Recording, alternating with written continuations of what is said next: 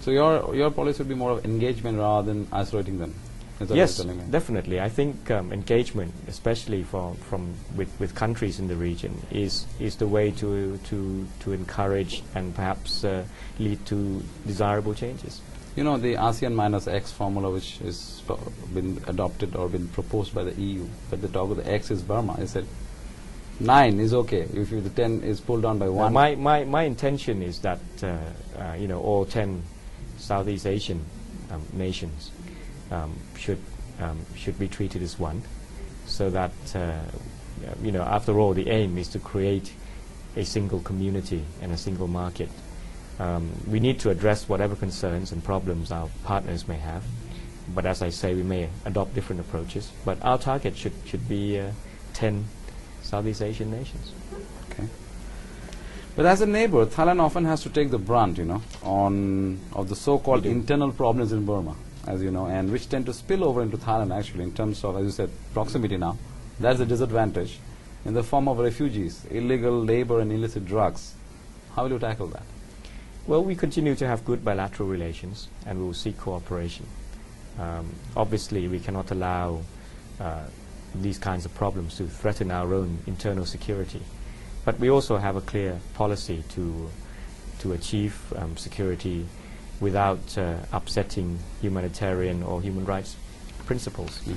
So that's the approach we adopt. It's not always easy to strike the right balance, but it's our every intention to do so. Do you think enough has been done in the past administrations in Thailand? I'm sorry? I mean, would you take a different stance than the past administrations of, say, the previous governments in Thailand in dealing with this problem? Will your approach be different? I think there's been, you know, we emphasized constructive engagement, and for previous democratic administrations, we attached great importance to human rights and also humanitarian treatment of people who are affected, and that's the stance we take. It's probably different from a number of administrations over the last 6-7 years. Yeah, that brings me actually to the number one Rohingya issue, which is the human rights issue. You issued your statements, I think, as of yesterday, as the press reported, that you said there's no intention of the military to deal in human manner. It's certainly not policy, and the people, particularly the armed forces, will look into the matter, check check out the facts, and if there are officers involved, they will be punished. So that's your stand as Yes. the Prime Minister, that you Yes. are not, as of today, sure what happened, but you want to investigate, find the facts, take action. That's right. Okay. Final question is on your message. You know, you have been meeting and the press and you've been seem to be engaging the foreign and the media as well as to reach out the message to foreign investors. Now, what exactly is your message? You know, because this is going to go all over the world. Is that foreign investors? Why should the foreign investors come to Thailand? Well, basically, Thailand is back in business. Okay.